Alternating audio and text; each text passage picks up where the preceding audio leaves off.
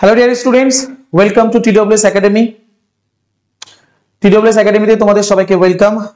আজকে আরো একটা নতুন ক্লাসে তোমাদের সবাইকে আমি ওয়েলকাম করছি। আমাদের আজকের ক্লাস নাম্বার 22। তোমরা জানো যে আমরা প্রতিদিন এইভাবে ক্লাস করছি। 8টার সময় আমাদের প্রতিদিন ক্লাস থাকে। টার্গেট আমাদের WBP, KP, SSC, ANM, GNM সমস্ত পরীক্ষার জন্য এই ক্লাসটা করা যাবে। ওকে, তো আমাদের সঙ্গে যুক্ত থাকো যারা এখনো পর্যন্ত আমাদের সঙ্গে কানেক্টেড নও। দা ওয়েব সলিউশন অফিসিয়াল টেলিগ্রাম গ্রুপের সঙ্গে যুক্ত হয়ে যাও। এখানে ক্লাসের বিভিন্ন নোটিফিকেশন বা সমস্ত রকমের আপডেটস গুলো আমরা এখানে দিয়ে থাকি। আমাদের এটা হেল্পলাইন, এখানে আমাদের সঙ্গে তোমরা যোগাযোগ করতে পারো পেইড কোর্সের বিষয়ে কিছু জানার থাকলে। সমস্ত ক্লাস ইউটিউবে ফ্রি দেখার জন্য এই রুটিন অনুযায়ী তোমরা ক্লাস করতে পারবে, যেখানে 8টার সময় প্রতিদিন আমরা ইংরেজিতে ক্লাস করি। চলো প্রশ্ন উত্তর পর্বে সরাসরি চলে যাই। আমাদের আজকের প্রথম প্রশ্ন, parts of the following sentence have been given as options, select the option that contains an error। অর্থাৎ এখানে তোমার এররটা কোথায় আছে সেটা খুঁজে বের করতে হবে। খুব সহজ একটা প্রশ্ন। কি বলেছে? she was fond of walking along the path besides the lake। তাহলে এখানে তোমার কোথায় ভুল আছে? বলেছে along the path, অর্থাৎ এই অংশের মধ্যে যদি কোথাও ভুল থাকে তাহলে এটা 1 নাম্বার। besides the lake যদি এই অংশে কোনো ভুল পাওয়া যায় তাহলে সেটা 2 নাম্বার। she was এখানে এটা যদি ভুল পাওয়া যায় 3 নাম্বার। আর fond of walking এ যদি কোথাও ভুল থাকে এটা 4 নাম্বার। তাহলে এই চারটে পার্টে ব্রেক করেছে। সবার আগে আমাদের জানতে হবে যে beside আর besides এর মধ্যে একটা সূক্ষ্ম তফাৎ আছে, সেটা কি? beside আর besides, beside মানে পাশে, ভালো করে শুনবে। আর besides মানে এছাড়াও, তাছাড়াও, এরকম একটা অর্থ করে। বোঝা গেল? তাহলে এখানে বলেছে she was fond of walking, সে ভালোবাসতো হাঁটতে, along the path সেই পথ ধরেই, beside the lake তাহলে এখানে কি পাশে বোঝাচ্ছে না এছাড়াও বোঝাচ্ছে? লেক তো হ্রদ, হ্রদের পাশে বোঝাচ্ছে না, তাহলে এখানে কোনোভাবে beside হওয়ার সম্ভাবনা নেই। এখানে আমাদের কি হওয়া উচিত? beside হওয়া উচিত, ঠিক না? তাহলে আমাদের কোথায় ভুল আছে? সবাইকে আরো একবার গুড ইভিনিং, এবং অবশ্যই ভিডিওটা সবাই লাইক করো, সেশনটাকে আর একটু শেয়ার করে দিও, ঠিক আছে? তাহলে কি আছে? besides এর পরিবর্তে আমাদের এখানে উত্তর ভুল আছে এখানে, মানে আমাদের অপশন বি হয়ে যাবে রাইট আনসার। ক্লিয়ার? পরের কোশ্চেন কি বলেছে? the following sentence has been divided into parts, one of them may contain an error। মানে এররের question. father took the newspaper in his hand to go through it once again। তাহলে এখানে কোথায় ভুল আছে? father took the newspaper in his hand to go through it once again। তার মানে এখানে আমাদের যে জায়গাগুলো এরর আছে বলে চেক করতে হবে, সেই জায়গাগুলো যথাক্রমে, ধরো আমরা ভার্বটাকে একবার দেখতে পারি, আর্টিকেলটাকে প্রয়োজনে দেখতে পারি, প্রিপোজিশন দেখতে পারি, ফ্রেজাল ভার্বটা ঠিকঠাক ইউজ হয়েছে কিনা সেটা দেখতে পারি, এটা ফ্রেজাল ভার্ব। বাকি মোটামুটি আর চেক করেন নাই। তাহলে আমরা একটু ভেঙে দেখি। Father took the newspaper, newspaper আগে দা বসানো যাবে, অসুবিধা নেই। বাবা নিউজপেপারটা নিলেন, ইন হিজ হ্যান্ড তার হাতে, টু গো থ্রু। তাহলে তোমাদের কি মনে হচ্ছে গো থ্রুতে কোনো ভুল আছে? না, গো থ্রুটা সঠিকভাবেই আছে। গো থ্রু মানে হচ্ছে পড়া। গো থ্রু মানে কি বললাম? পড়া। গো থ্রু কথার অর্থ হচ্ছে রিড করা। তার মানে নিউজপেপার তো রিড করবে বলেই নিয়েছিল ওয়ান্স এগেইন, আরো একবার। অর্থাৎ সেন্টেন্সটা গ্রামাটিক্যালি সম্পূর্ণ রূপে ঠিক আছে, কোনো অসুবিধা নেই। উত্তর হচ্ছে নো এরর। বোঝা গেল? খুব সহজ কনসেপ্ট। আমরা লাস্ট কটা দিন ধরে কিন্তু প্রচুর এররের কোয়েশ্চেন প্র্যাকটিস করেছি, প্রচুর এররের কোয়েশ্চেন প্র্যাকটিস করেছি। আর এই ধরনের এররের কোয়েশ্চেন পরীক্ষার জন্য যথেষ্ট গুরুত্বপূর্ণ, মনে রাখবে। পরের প্রশ্নে আসছে আবার একটা এরর থেকে। বলেছে policeman came to my village and asked about a person who burgled a house last night। এটা আমাদের প্রশ্ন। তাহলে সঠিক উত্তর কি হওয়া উচিত এখানে? প্রত্যেকে চেষ্টা করো। তো policeman came, আমরা টেন্সটা চেক করতে পারি। came মানে এসেছিল, to my village আমাদের গ্রামে, and asked এবং জিজ্ঞাসা করলো, তাহলে এটা পাস্ট টেন্স, এটা পাস্ট টেন্স, ঠিকঠাকই আছে। about a person একজন লোকের সম্পর্কে জিজ্ঞাসা করেছিল, who burgled পাস্ট টেন্সে যাচ্ছে। a house last night, last night মানে গতকালকে রাত্রিবেলা যেটা হয়েছিল।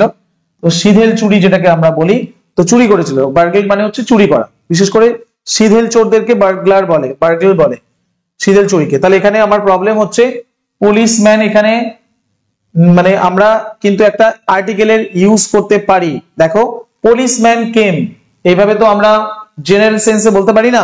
পুলিশম্যান আমরা বলবো এ পুলিশম্যান, তাহলে সেন্টেন্সটা ঠিকঠাক ভাবে মিনিংফুল হয়। একটু খেয়াল করলে বুঝতে পারবে। খুব সূক্ষ্ম একটা এরর আছে, যেটা কিনা খুব সহজেই বোঝা যাবে না যদি না ভালো করে কোয়েশ্চেনটা পড়া যায়। তাহলে policeman came to my village and asked about a person who burgled a house last night।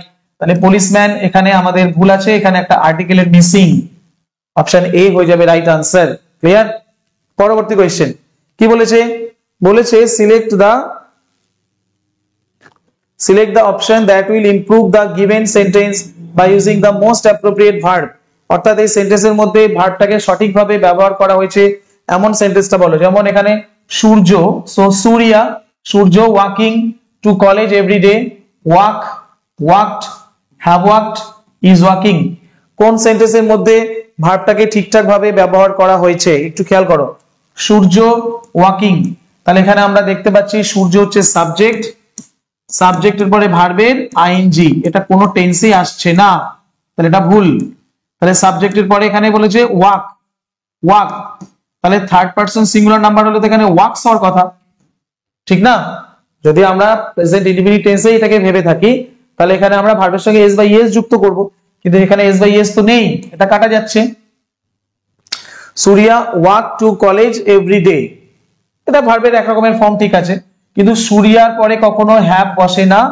Subject যদি থার্ড পারসন সিঙ্গুলার নাম্বার হয় সূর্যার সঙ্গে হ্যাজ বসানোটা যেতে পারে বরং, কিন্তু কখনো হ্যাভ বসানো সম্ভব নয়, তাহলে এটাও আমাদের মিনিংফুল নয়। Surya is walking to college every day, তাহলে সূর্যা হাঁটছে কলেজে এভরিডে, না হেঁটেছিল কলেজে যাওয়ার সময়, তাহলে এটাও হতে পারে এটাও হতে পারে। তাহলে এভরিডে মানে প্রতিদিন, তাই তো? সূর্যা ওয়াক টু কলেজ এভরিডে, প্রতিদিন হেঁটে হেঁটে কলেজে যেত, এটা কিন্তু মানে করলে প্রবলেম হচ্ছে না, প্রতিদিন কলেজে হাঁটছে, এটা এটা এটা মিনিংফুল হবে। অপশন বি হয়ে যাবে রাইট আনসার। তোমরা যারা অপশন বি নিয়েছো একদম সঠিক উত্তর অপশন বি হবে, এখানে কিচ্ছু করার নেই। অনেকে ভাবছে এটা উত্তর হয়েছে সঠিক, কিন্তু নয়। এখানে সেন্সটা দেখলে বুঝতে পারবে এভরিডে কন্টিনিউয়াস টেন্সে করা যায় না, এভরিডে থাকলে পাস্ট ইনডিফিনিট টেন্সে করা যেতে পারে প্রয়োজনে, কিন্তু এভরিডে থাকলে প্রেজেন্ট ইনডিফিনিট প্রেজেন্ট কন্টিনিউয়াস টেন্সটা ঠিকঠাক ভাবে মানাচ্ছে না। বোঝা গেল? পরবর্তী কোশ্চেন আসছে। Yesterday he dashed pizza and dashed burgers in one go। তাহলে আমরা এখানে দেখতে পাচ্ছি যেখানে 8 লেখা আছে, 8 লেখা আছে, 8 লেখা আছে, 8 লেখা আছে, অর্থাৎ এগুলো সাউন্ড গুলো সেম লাগছে। তাহলে 8 হচ্ছে কি থেকে এসছে? 8 ইট ভার্ব থেকে এসছে, ইট, ইট ভার্বের পাস্ট টেন্সেই হচ্ছে 8, ইট, 8, ইটেন, ইট, 8, ইটেন। তাহলে এখানে আমাদের 8 মানে হচ্ছে খাওয়া, অতীতকালে খেয়েছিল, এটাই বোঝাচ্ছে। তাহলে সে খেয়েছিল পিৎজা, তাহলে এখানে এই 8টা তো কোনো কাজে লাগছে না, এই 8টাও কোনো কাজে লাগছে না, হয় এটা না হলে এটা। তাহলে আমরা বলবো he ate pizza and 8 burgers in one go. হ্যাঁ, কি করে সম্ভব? তাহলে আমাদের এই সেকেন্ড অপশনটাই 8 হতে পারে, কিন্তু ডাবল 8 বসানোটা যাচ্ছে না। 8টা বার্গার্স খেয়েছিল এবং পিৎজা খেয়েছিল, এটাই মিনিং করছে, তাই অপশন এ হয়ে যাবে right answer. Clear? Next question. Gift of the gap কথাটার মানে কি? গিফট অফ দ্য গ্যাপ কথাটার অর্থ বলতে হবে। গিফট অফ দ্য গ্যাপ মানে কি? Humorous, talent for speaking, witty, talent for singing. কোনটা সঠিক হওয়া উচিত? প্রত্যেকে খুব সুন্দর করে উত্তরটা করো, বলো কি হবে। গিফট অফ দ্য গ্যাপ কথাটার মানে কি? Humorous, talent for speaking, witty, talent for singing. Actually gift of the gap তাদের আমরা সেই অর্থেই ব্যবহার করি যাদের কথা বলার খুব ভালো দক্ষতা থাকে, তাদেরকে আমরা বলি গিফট অফ দ্য গ্যাপ। তো এখানে গ্যাপ মানে খুব ভালো, যারা লোকেশিয়াস, যারা খুব টকেটিভ, যারা অন্যদের সঙ্গে খুব সহজেই বা সুন্দরভাবে কমিউনিকেট করতে পারে, তাদের ক্ষেত্রে আমরা বলি গিফট অফ দ্য গ্যাপ, মানে হচ্ছে ট্যালেন্ট ফর স্পিকিং হয়ে যাবে রাইট আনসার। ওকে, বলো সেশনটা কেমন লাগছে? প্রশ্ন কিন্তু আমরা যেটা করছি একদম লেটেস্ট প্যাটার্নের কোয়েশ্চেন, যে কোয়েশ্চেন পরীক্ষার জন্য কিন্তু সব সময় গুরুত্বপূর্ণ। আমাদের কোনো প্রশ্ন প্রিভিয়াস ইয়ারের বাইরে কোনো প্রশ্ন প্র্যাকটিস করি না, ঠিক আছে? তাহলে প্রিভিয়াস ইয়ারের কোয়েশ্চেন কিন্তু তোমাদের বিভিন্ন ইয়ারের যদি তোমরা ফলো করো তাহলে পরীক্ষায় এই ধরনের কোয়েশ্চেন তোমরা কমন পেতে বাধ্য। বুঝতে পেরেছো? নিয়ম করে ক্লাসগুলো করতে হবে তোমাদের। ইংরেজি যদি একটু সময় দাও দেখবে তোমাদের যে ভয়ের জায়গাটা আছে সে ভয়টা থাকবে না। অবশ্যই মন দিয়ে ক্লাসগুলো করতে থাকো। পরবর্তী প্রশ্নে আসি। তো বলা হয়েছে select the most appropriate option that can substitute the underlined words in the following sentence। বলেছে the interdisciplinary approach utilized in this study facilitates comprehensive understanding of the complex phenomenon under investigation। এখানে আমাদের প্রবলেমটা যেটা সেটা হচ্ছে এই ভার্বটা নিয়ে একটু ভাবনা চিন্তা, অর্থাৎ এখান থেকে শুরু করে এই পর্যন্ত কি হবে, বলা হচ্ছে is facilitates a comprehensive understanding, will have facilitated a comprehensive understanding, utilizes a comprehensive understanding, facilitate a comprehensive understanding। কোনটা হওয়া উচিত? দেখো আমি তোমাদের একটার পর একটা একটু বুঝিয়ে দিই, অপশন এলিমিনেট করে উত্তরটা সহজে পারা যাবে। কিরকম? যদি আমরা দেখি এখানে ইজ আছে আর এখানে ভার্বের সঙ্গে এস বা ইএস আছে, খুব সহজেই অপশনটা আমরা কাটতে পারি, কারণ এমন কোনো টেন্স নেই যেখানে ইজ এর পরে ভার্বের এস বা ইএস যুক্ত করে কোনো টেন্স তৈরি হয়েছে। তাহলে এটা স্ট্রাকচারের দিক থেকে কোনোভাবেই এটা অর্থপূর্ণ নয়, তাহলে এই অপশনটা আমরা কেটে দিচ্ছি। দ্বিতীয়ত, the interdisciplinary approach utilized in this study will have facilitated এখানে হচ্ছে ফিউচার পারফেক্ট টেন্স। সেন্টেন্সটা যদি আমরা ভালো করে পড়ি, এখানে কোনোভাবে ফিউচার টেন্সের দিকে যাওয়ার সম্ভাবনা নেই বললেই চলে, ফিউচার টেন্সে যাওয়ার কোনো সম্ভাবনা নেই। আবার একটা কথা হচ্ছে ইউটিলাইজ ইতিমধ্যে এখানে ব্যবহার করা হয়ে গেছে, আবার ইউটিলাইজেস এ কম্প্রিহেন্সিভ আন্ডারস্ট্যান্ডিং মানে ফ্যাসিলিটেট ওয়ার্ডটা এখানে কোনোভাবে ইউজ করাই হয়নি, তাহলে এই অপশনটা ফিউচার টেন্সে যাচ্ছে বলে কাটবো। এখানে ইউটিলাইজেস আবার নতুন করে এখানে ব্যবহার করা হয়েছে বলে কোনো প্রয়োজন পড়ছে না, তাহলে আমার অপশন হয়ে যাবে ডি। অপশন ডি হয়ে যাবে রাইট আনসার। সবাই যারা অপশন ডি সিলেক্ট করেছো প্রত্যেকের জন্যই ঠিকঠাক, ফ্যাসিলিটেটেড এ কম্প্রিহেন্সিভ আন্ডারস্ট্যান্ডিং। তাহলে কি হবে সেন্টেন্সটা? The interdisciplinary approach utilized in this study facilitated a comprehensive understanding of the complex phenomenon under investigation। Okay, next question কি বলা হয়েছে? He lost all sensation in his legs through a cramp। তাহলে এখানে sensation যে শব্দটা, এখানে স্পেলিংটা ভুল আছে, শব্দটাকে সঠিকভাবে এখানে লিখতে হবে। এখানে কি আছে? sensation বা sensation। এখানে তোমার স্পেলিং চেক করতে বলা হয়েছে, সঠিক বানানটা এখানে কি হওয়া উচিত প্রত্যেকে উত্তর করো। বুঝতে পেরেছো? সবাই বলো কি হওয়া উচিত? He lost all sensation। Actually sensation মানে অনুভূতির কথা বলছে, এই হলো সেন্সেশন বানান, সেন্সেশন বানান। তার মানে অপশন সি হয়ে যাবে রাইট আনসার, অপশন সি হয়ে যাবে right answer. He lost all sensation in his legs through a cramp। Clear? Next question কি বলা হয়েছে? abandon। abandon এর জন্য তোমাদের অ্যান্টোনিম খুঁজতে হবে। প্রথম অপশন অ্যাডপ্ট, দ্বিতীয় অপশন সারেন্ডার, তৃতীয় অপশন ডিস্ট্রয়, আর লাস্ট অপশন হচ্ছে র্যান্ডমাইজ। তাহলে এখানে আমাদের কি হওয়া উচিত? অ্যাকচুয়ালি abandon এর জন্য কি কি মানে হওয়া উচিত, সিনোনিম গুলো কি কি হতে পারে abandon এর? এ বি এ এন হচ্ছে abandon এর অ্যান্টোনিম। যাই হোক, সিনোনিম অ্যান্টোনিম সব চর্চাই করা উচিত, কারণ পরীক্ষার সময় কি দেবে এটা তো বলা মুশকিল। তাহলে abandon মানে হচ্ছে কোনো কিছুকে ত্যাগ করা। abandon মানে কি? শব্দগুলো একটু নোট করো, খাতায় এগুলোকে লিখে লিখে শিখবে, তাহলে আরো বিষয়টাকে সুন্দর করে বুঝতে পারবে। abandon কথাটার মানে আমরা যেটাকে বলি কোনো কিছুকে ত্যাগ করা, ঠিক আছে? যেমন আমরা ডেজার্ট বলতে পারি, ডেজার্ট মানে কোনো কিছু ত্যাগ করা, সরি ডেজার্ট DEACRT, ডেজার্ট মানে মরুভূমি যেমন হয় তেমন ত্যাগ করাও কিন্তু এর অর্থ হয়, বোঝা গেছে? ডেজার্ট। আর একটা হয় ডিসকার্ড, ডিসকার্ড মানে কিন্তু বাতিল করা বা ত্যাগ করা। ওকে, লিভ, LEAVE, লিভ, লিভ মানেও কিন্তু ত্যাগ করা। Clear? Drop out, phrasal verb, drop out মানেও কিন্তু কোনো কিছুকে পরিত্যাগ করা। ডিসকন্টিনিউ, শব্দগুলো নোট করে বাড়িতে ভালো করে এগুলো রিভাইজ করো, দেখো সিনোনিম অ্যান্টোনিমের প্রেসারটা অনেকটা হলেও কমবে। আর একটা অসাধারণ শব্দ অ্যাবডিকেট, অ্যাবডিকেট বলে একটা ওয়ার্ড আছে যার মানে হচ্ছে ত্যাগ করা, বোঝা গেল? আর একটা শব্দ আছে YIELD, YIELD, ইয়েল মানে কিন্তু ত্যাগ করা, হার স্বীকার করা, ওই কাছাকাছি যায়। সারেন্ডারও করা যায়, সারেন্ডার কোনো সমস্যা নেই, সারেন্ডার করা যাবে। ওকে, তাহলে উত্তর অ্যাবান্ডন। অ্যাবান্ডন, অ্যাবান্ডনের জন্য আমরা অ্যান্টোনিম কি কি পেতে পারি? অ্যাবান্ডনের জন্য আমরা অ্যান্টোনিম কি কি পেতে পারি? আমরা বলতে পারি অ্যালাউ, অ্যাপ্রুভ, বুঝতে পারছো? কোনো কিছু অ্যালাউ করা, অ্যাপ্রুভ করা, ঠিক আছে, মানে অনুমোদন করা।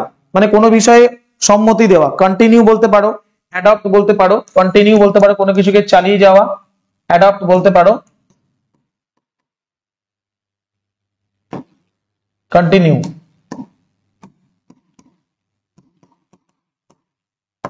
তাহলে আমরা এখানে দেখতে পাচ্ছি সারেন্ডারটাকে কিন্তু সিনোনিম হিসেবে ব্যবহার করা যাচ্ছে, কারণ এই ইয়েল্ড মানেও কিন্তু হার স্বীকার করা।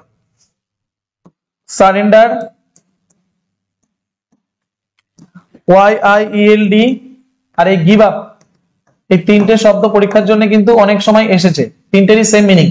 সারেন্ডার মানে হার স্বীকার করা, ইয়েল্ড মানেও হার স্বীকার করা, এর জন্য গ্রুপ ভার্ব হচ্ছে গিভ আপ। তাহলে আমাদের এখানে অ্যাবান্ডনের জন্য অ্যান্টোনিম চাইছে, আর অ্যান্টোনিম আমরা কোনটাকে সিলেক্ট করতে পারি এর মধ্যে থেকে? অ্যাডপ্টটা নিতে পারি। তার মানে এখানে আনসার হচ্ছে অ্যাডপ্ট। ক্লিয়ার? অ্যাডপ্ট। তাহলে আমরা আরো কি কি শব্দ দেখলাম বলো?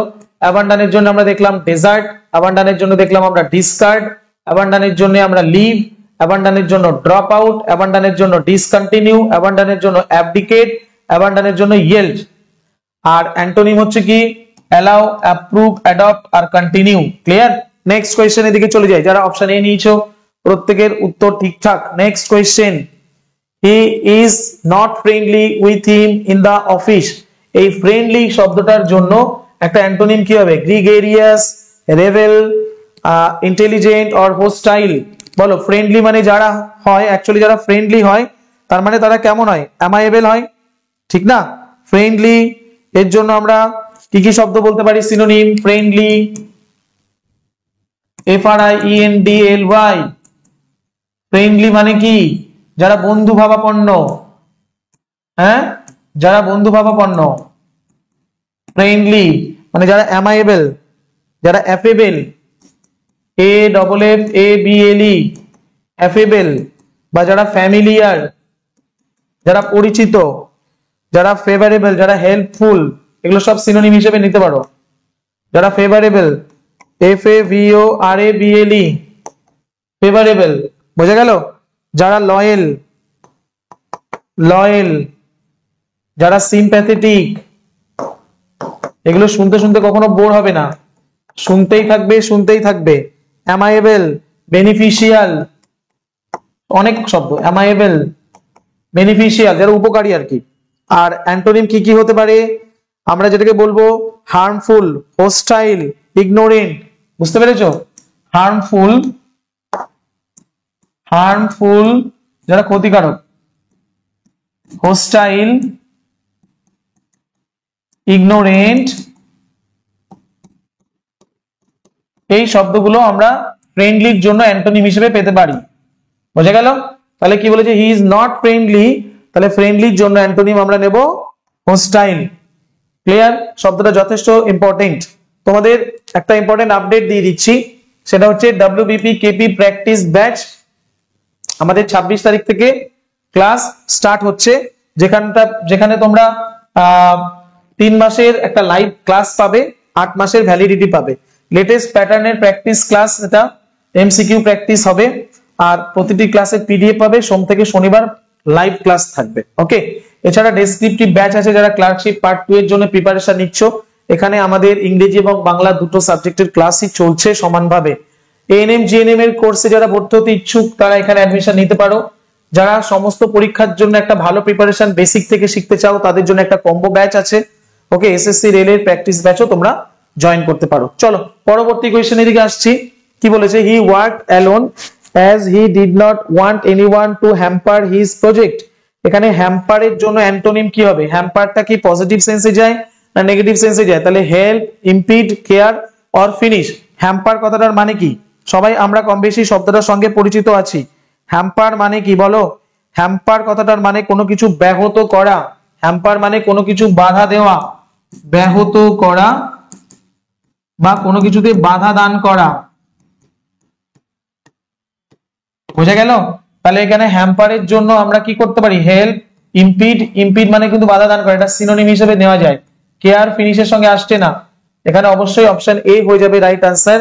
হেল্প করা, হেল্প করা, এটা বাধা দিচ্ছে আর এটা সাহায্য করছে। ক্লিয়ার? অপশন এ হয়ে যাবে রাইট আনসার। অ্যান্টোনিম বলেছে যখন, তাহলে হ্যাম্পারের জন্য অ্যান্টোনিম হবে আমাদের হেল্প। পরবর্তী কোয়েশ্চেন কি বলেছে?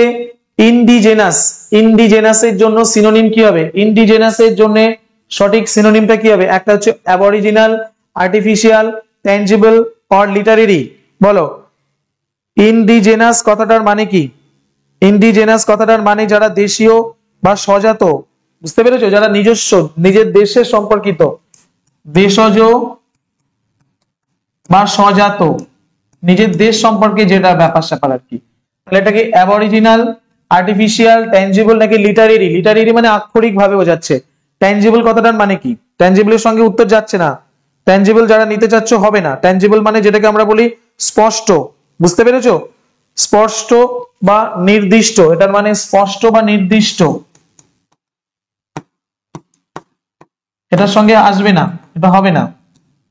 আর্টিফিশিয়াল মানে কৃত্রিম, আসবে না।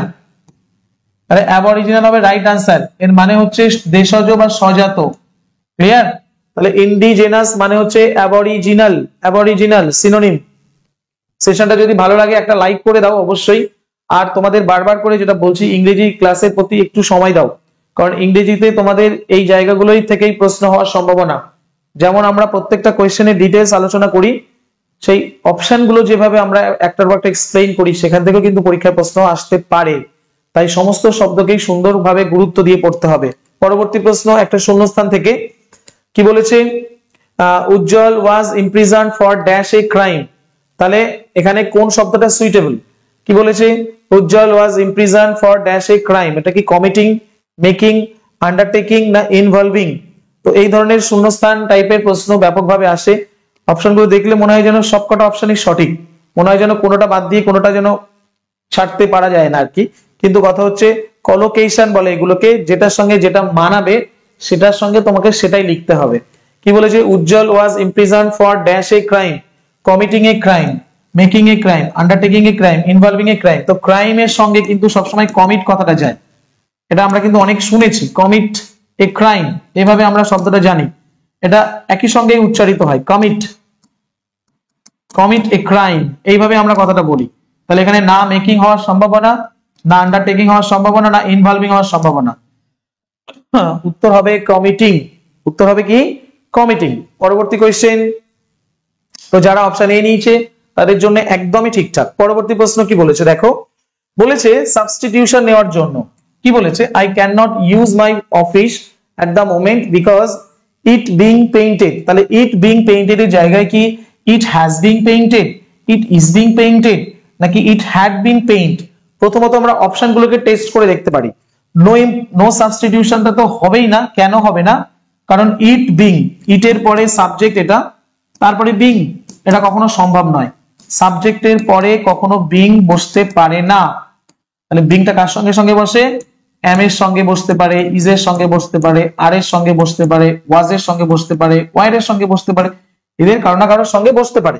কিন্তু এখানে দেখা গেল যে শুধু সাবজেক্টের পরেই বিং দিয়েছে, তাহলে জন্য আমি এই অপশনটা কাটবো, কারণ এটা ভুল আছে।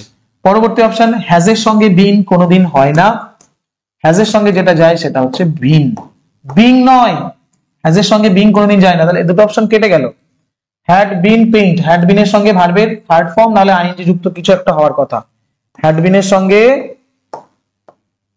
হ্যাড বিন এর সঙ্গে ভার্বের হয় আইএনজি যুক্ত হওয়ার কথা, পাস্ট পারফেক্ট কন্টিনিউয়াস টেন্স, নাহলে ভার্বের third form passive voice past perfect tense, দুটোর মধ্যে যে কোনো একটা। কিন্তু তাই বলে হ্যাড বিন এর সঙ্গে ভার্বের এক নাম্বার ফর্ম, অভাবনীয়, কখনো সম্ভব নয়। তাই সব দিক থেকে বিচার বিবেচনা করে আমরা এই সিদ্ধান্তে উপনীত হতে পারি অপশন বি হয়ে যাবে রাইট আনসার, তাই না? তো ইট ইজ বিং পেইন্টেড, তাহলে অপশন বি হয়ে গেল রাইট আনসার। আমরা অপশনগুলো টেস্ট করব এবং প্রত্যেকটাকে একটার পর একটা এলিমিনেট করব, সেখান থেকে আমরা আমাদের সঠিক উত্তরকে বেছে নেব, কোনো রকম সমস্যা হবে না। ঠিক আছে? পরবর্তী কোয়েশ্চেন কি বলেছে? when Serena will arrive she will call you। তাহলে এখানে আমাদের গ্রামাটিক্যাল এরর কোথায় আছে? তো when Serena will arrive আমরা অবশ্যই জানি এখানে will arrive, এখানে will call, তাহলে একটা সেন্টেন্সে ডাবল ফিউচার হবে না কখনোই। will arrive, আবার পরক্ষণেই দেখতে পাচ্ছি will call।